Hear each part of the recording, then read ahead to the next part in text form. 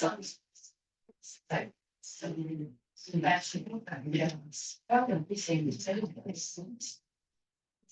1:30 and I started. 4:29.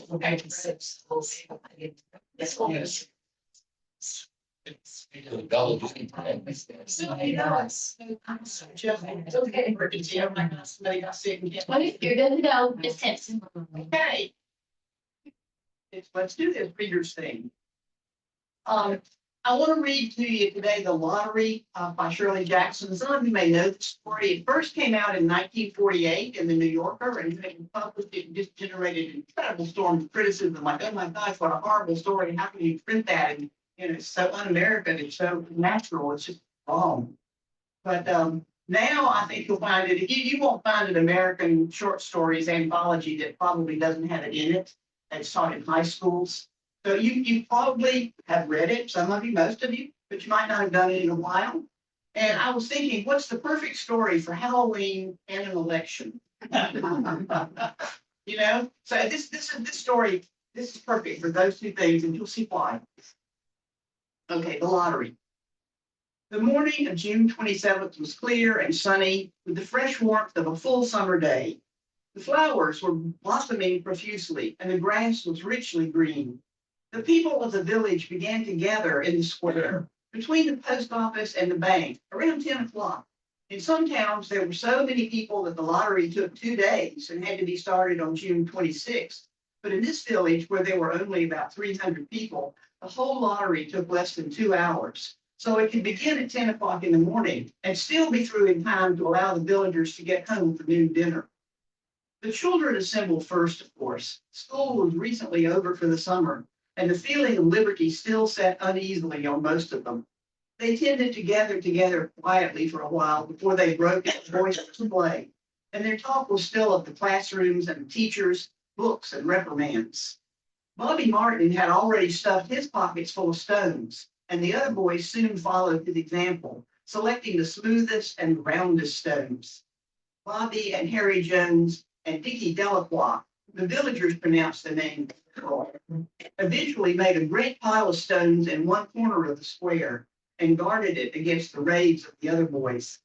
The girls stood aside, talking among themselves, looking over their shoulders as toddlers rolled in the dust or clung to the hands of their older brothers and sisters.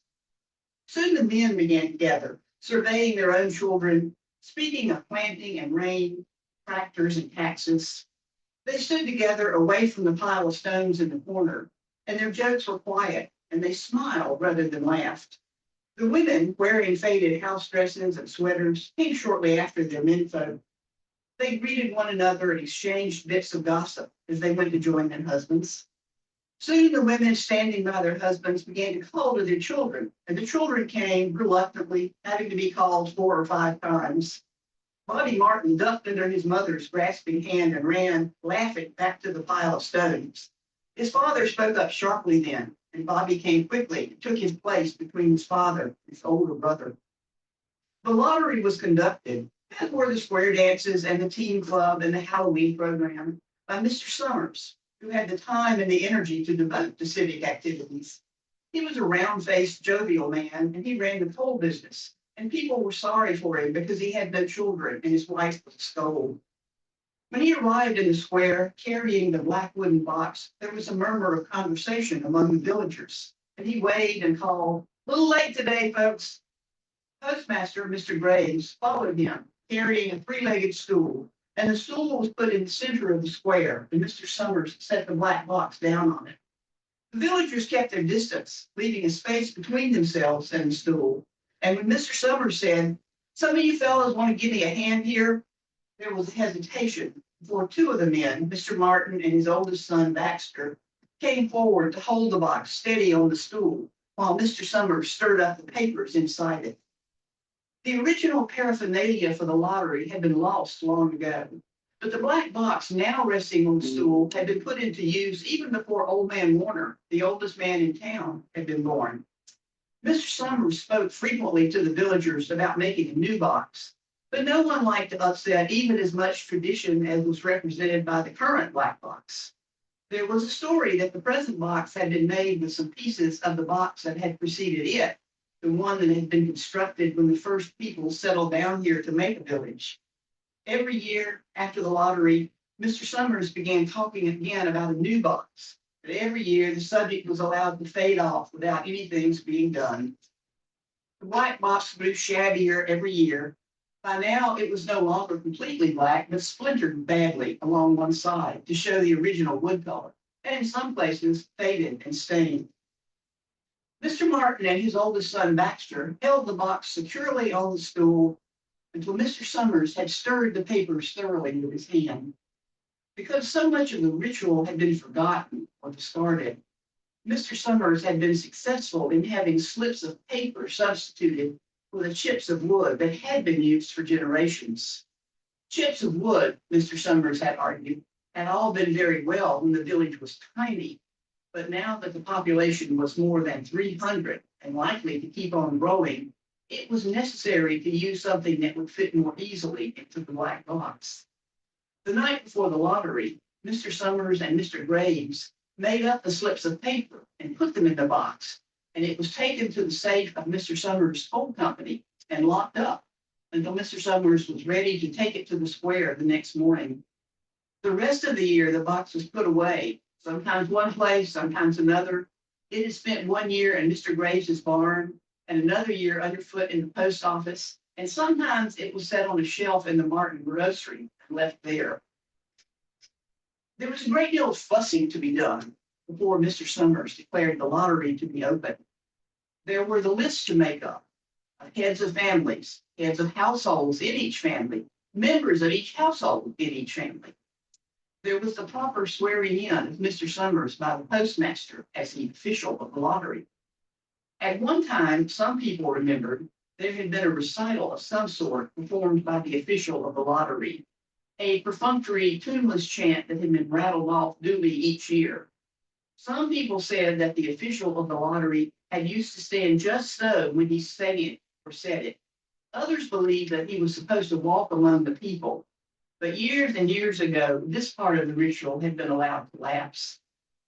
There had been also a ritual salute, which the official of the lottery had to use in addressing each person who came up to draw from the box. But this also had changed with the times, until now it was felt necessary only for the official to speak to each person approaching. Mr. Summers was very good at all this. In his clean white shirt and blue jeans, with one hand resting carelessly on the black box, he seemed very proper and important as he talked to Mr. Graves and the Martins. Just as Mr. Summers finally left off talking and turned to the assembled villagers, Mrs. Hutchinson came hurriedly along the path to the square, her sweater thrown over her shoulders, slid into place in the back of the crowd. Clean forgot what day it was, she said to Mrs. Delacroix, who stood next to her, and they both laughed softly. I thought my old man was out back stacking wood, Miss Hutchinson went on. Then I looked out the window and the kids was gone.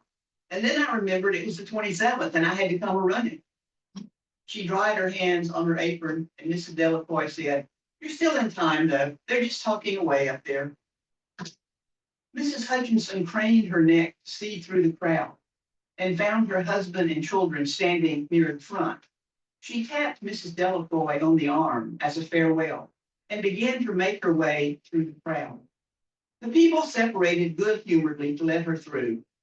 2 or 3 people said, in voices just loud enough to be heard across the crowd, Here comes your Mrs. Hutchinson.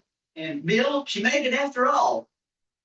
Mrs. Hutchinson reached her husband, and Mr. Summers, who had been waiting, said cheerfully, I thought we was going to have to get on without you, Tessie. Mrs. Hutchinson said, grinning, You wouldn't have me leave my dishes in the sink now, would you, Joe? And the soft laughter ran through the crowd as the people stirred back into position after Mrs. Hutchinson's arrival. Well, now, Mr. Summers said softly, Guess we better get started, get this over with, so we can all go back to work. Is there anybody who ain't here? Dunbar, said several people. Dunbar, Mr. Dunbar. Mr. Summers consulted his list. Why, Dunbar, that's right. He's broke his leg, ain't he? Who's drawing for him? Me, I guess, a woman said, and Mr. Summers turned to look at her. Wife draws for her husband, Mr. Summers said. Don't you have a grown boy now to do it for you, Janie?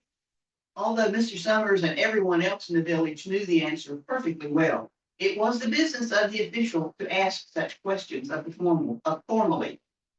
Mr. Summers waited with an expression of polite interest while Mrs. Dunbar answered. Horace is not but 16 yet, Mrs. Dunbar said regretfully. Guess I got to fill in for the old man this year. Right, Mr. Summers said. He made a note on the list he was holding. Then he asked, the Watson boy drawing this year? A tall boy in the crowd raised his hand. Here, he said, I'm drawing for my mother and me. He blinked his eyes nervously and ducked his head as several voices in the crowd said things like, good fellow, lad. Glad to see your mother's got a man to do it. Well, Mr. Summers said, guess that's everyone. Did old man Warner make it? Here, a voice said, and Mr. Summers nodded. A sudden hush fell on the crowd as Mr. Summers cleared his throat and looked at the list. All ready, he called. Now, I'll read the names, heads of families first, and the men come up and take a paper out of the box. Keep the paper folded in your hand without looking at it until everyone has had a turn. Is everybody clear?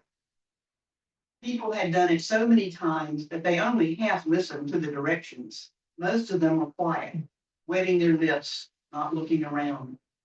Then Mr. Summers raised one hand high and said, Adams. A man disengaged himself from the crowd and came forward. Hi, Steve, Mr. Summers said. Mr. Adams said, Hi, Joe. They grinned at one another humorlessly and nervously. Then Mr. Adams reached into the black box, took out a folded paper.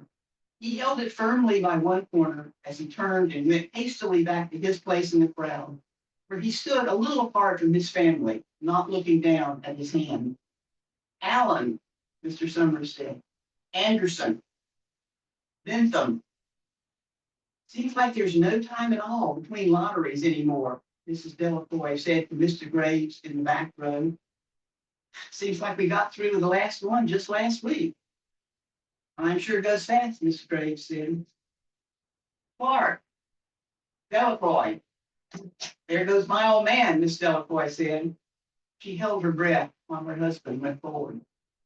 Dunbar, Mr. Summers said.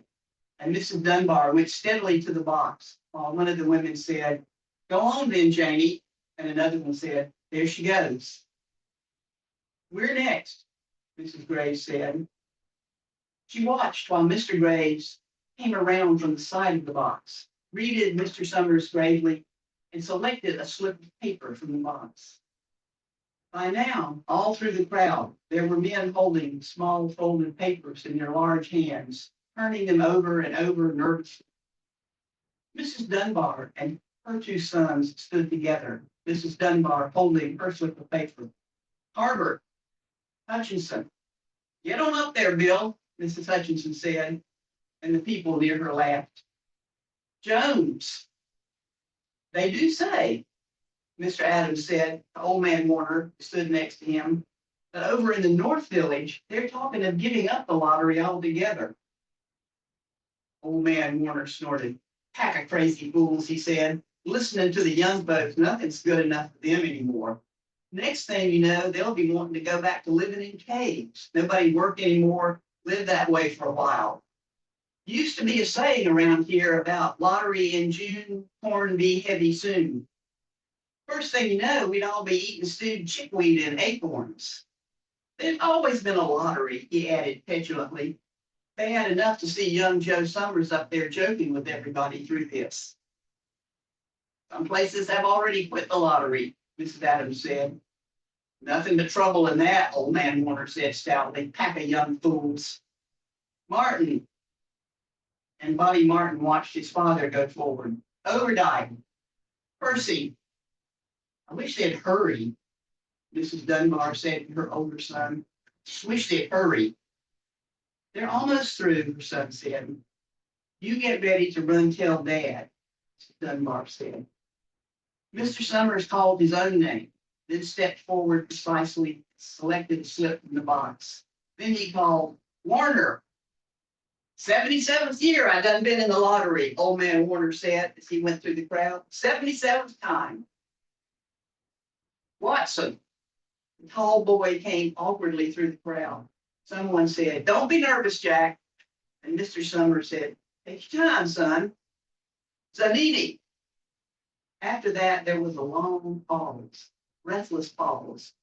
So Mr. Summers, holding his slip of paper in the air, said, "All right, fellas."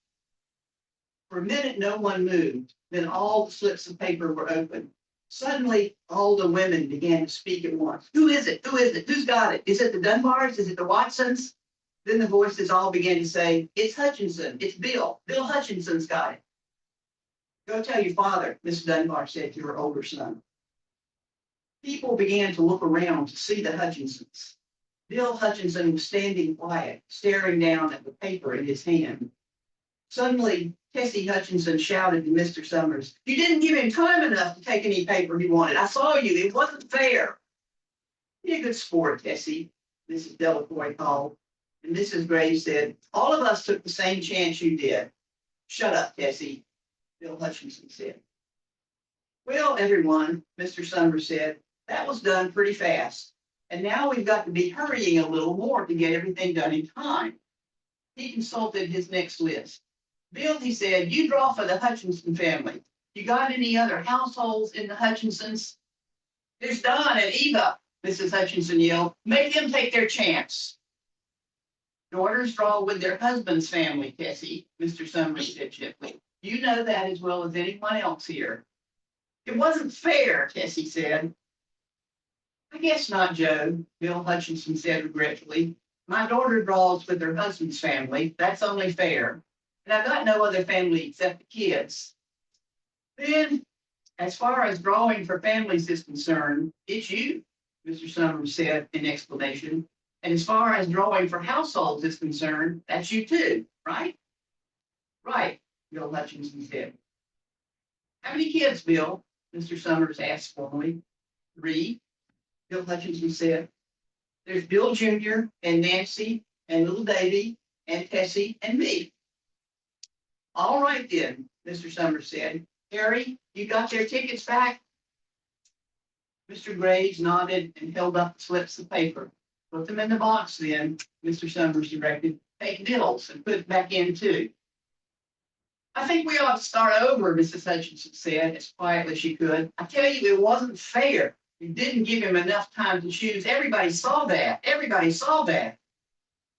Mr. Graves had selected the 5 slips and put them in the box, and he dropped all the papers but those onto the ground, where the breeze caught them and lifted them off. "Listen, everybody," Mrs. Hutchinson was saying to the people around her. "Just listen." "Ready, Bill?" Mr. Summers asked. And Bill Hutchinson, with one quick glance around at his wife and children, nodded. "Remember," Mr. Summers said, "take the slips and keep them folded until each person has taken one. Harry, you help little Davy." Mr. Graves took the hand of the little boy, who came willingly with him up to the box. "Just take a paper out of the box, Davy," Mr. Summers said. Davy put his hand into the box and laughed. "Take just one paper now," Mr. Summers said. "Harry, you hold it for him." Mr. Graves took the child's hand and removed the folded paper from the tight fist and held it while little Davy stood next to him and looked up at him wonderingly. "Nancy next," Mr. Summers said. Nancy was 12, and her school friends breathed heavily as she went forward, switching her skirt, and took a sip daintily from the box.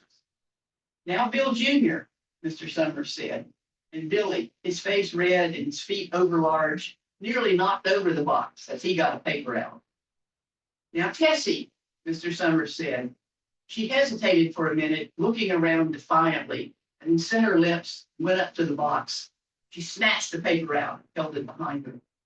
"Now Bill," Mr. Summers said, and Bill Hutchinson reached into the box and felt around, bringing his hand out at last with a slip of paper in it. The crowd was quiet. A girl whispered, "I hope it's not Nancy," and the sound of the whisper reached the edges of the crowd. "It's not the way it used to be," Old Man Warner said clearly. "People just ain't the way they used to be." "All right," Mr. Summers said. "Open the papers. Davy, Harry, you open little Davy's." Mr. Graves opened the slip of paper, and there was a general sigh through the crowd as he held it up, and everyone could see that it was blank. Nancy and Bill Jr. They opened theirs at the same time, and both beamed and laughed, turning around to the crowd and holding their slips of paper above their heads. Tessie, Mr. Summers said. There was a pause, and then Mr. Summers looked at Bill Hutchinson, and Bill unfolded his paper and showed it. It was blank. It's Tessie, Mr. Summers said, and his voice was hushed. Show us her paper, Bill. Bill Hutchinson went over to his wife and forced the slip of paper out of her hand. It had a black spot on it, the black spot Mr. Summers had made the night before with a heavy pencil in the coal company office. Bill Hutchinson held it up, and there was a stir in the crowd. All right, folks, Mr. Summers said, let's finish up quickly. Although the villagers had forgotten the ritual and lost the original black box, they still remembered to use stones. The pile of stones the boys had made earlier was ready. There were stones on the ground, the glowing scraps of paper had come out of the box. Mrs. Delacroix selected a stone so large she had to pick it up with both hands and turned to Mrs. Dunbar. Come on now, she said, hurry up. Mrs. Dunbar had small stones in both hands, and she said, gasping for breath, I just can't run it all. You'll have to go ahead, and I'll catch up with you. The children had stones already, and someone gave little Davy Henderson a few small pebbles. Tessie Hutchinson was in the center of a cleared space by now, and she held her hands desperately out in front of her as the villagers moved in. It isn't fair, she said. A stone hit her on the side of the head. Old man Warner was saying, come on, everyone. Steve Adams was in front of the crowd of the villagers, with Mrs. Graves beside him. It isn't fair, it isn't right, Mrs. Hutchinson screamed, and then they were upon her.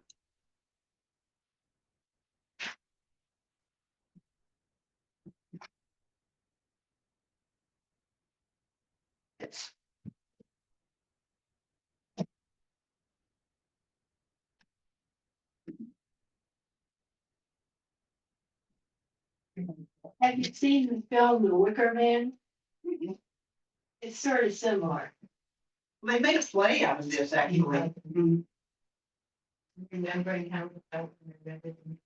Yeah. And that same, I just started coming into it in the middle of it when I realized. Yeah, we realize what's going to happen. Well, as I said, it's when it first came out in 1948, people were horrified by it, and they're still horrified now. But it's kind of a horror that must have had to work its way into our consciousness. Yes, it's not fair. It's not fair. We did the play, I was teaching in South Carolina, a lot of years ago. And I was teaching a drama class. And we engaged the art teacher to teach everybody how to make paper mache. And then we had various sizes of stones, but they were paper mache. And we did it on the stage. The kids loved it. They loved throwing paper mache.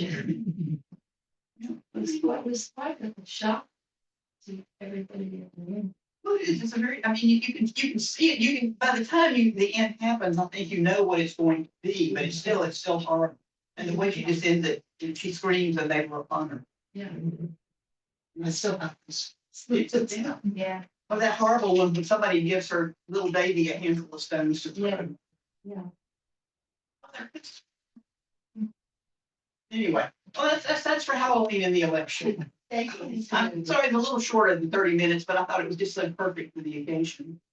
We certainly have that going on with the election. Well, I said the election and Halloween, the horror and the choosing.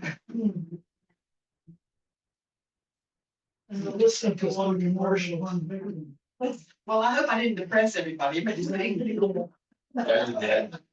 What you did or not. There's Yeah. a lot of things. Some other things.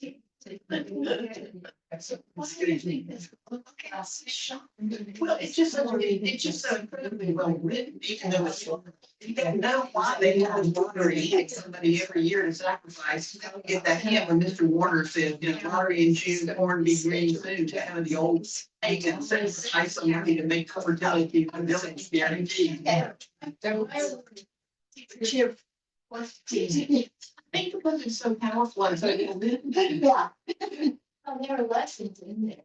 Well, yeah. Of the crown. Yeah, how they And the behave. idea of these other towns getting rid of it, and these people saying, oh, these modern people, blah, blah, blah. I mean, it reminds me of down which. Yeah, well, It and makes it feel like it's more like 1660 than 1948. well, and everybody in this little hypothetical village gets, even her little kids, when they, well, hey, that's not my number, now let's go stone mom. You know, it's kind of it's the bizarreness of it, but it's so powerful. Beth, can you tell me anything about the author? Well, she's written some other stuff. What's her other novel? The View from the Tower and something with the tower. She's written some other short stories, a collection of short stories, and at least that one novel. She's not a major writer, but she did write other things. Yeah, she's got this book called the View from the Tower and the View in the Tower. It's okay. She's not a great writer. She happened to hit it really big with this story, and her other stuff is good. We do have to thank you. Yes. I'm sorry I gave this horrible story, but it just seems so seasonal. Yes. Unfortunately, yeah. It's interesting, you kept referring to Halloween. Story takes place at the end of June. Let's place our stones under the story. Well, it's getting you ready for the election, however it comes out, you'll be in the right spirit. I still don't understand what the point was. I mean, what the survival point was. It's a mythic story about the sacrifice of one for the greater good of the all, but it's so the people's just bland acceptance of the cruelty of it. So you sacrifice. You know, figure out a way to do that. Well, I mean, it's sacrifice noble or cruel, or both. Not a town I'd want to move into. I read similar now. So you remember that movie that was out, I think 20 years ago, Children of the Corn? That's where it was the town like that, where they picked somebody to be the corn king and they fed it for like 5 years, and every 5 years they were sacrificing a window. Why not? That's good, it's, we don't need here. I think I'll get something. Well, good, I'm glad I got you all the rest. All right, Joe. The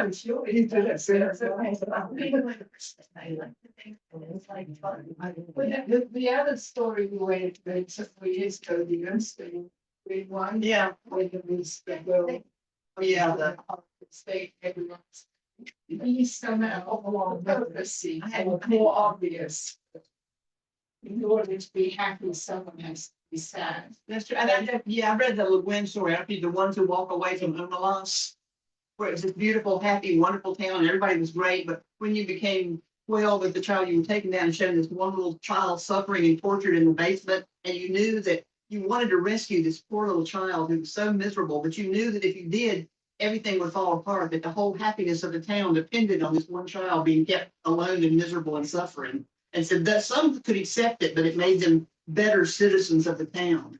And some just couldn't stand with it and stand it. Those were the ones who walked away from Omelas. Black and famous.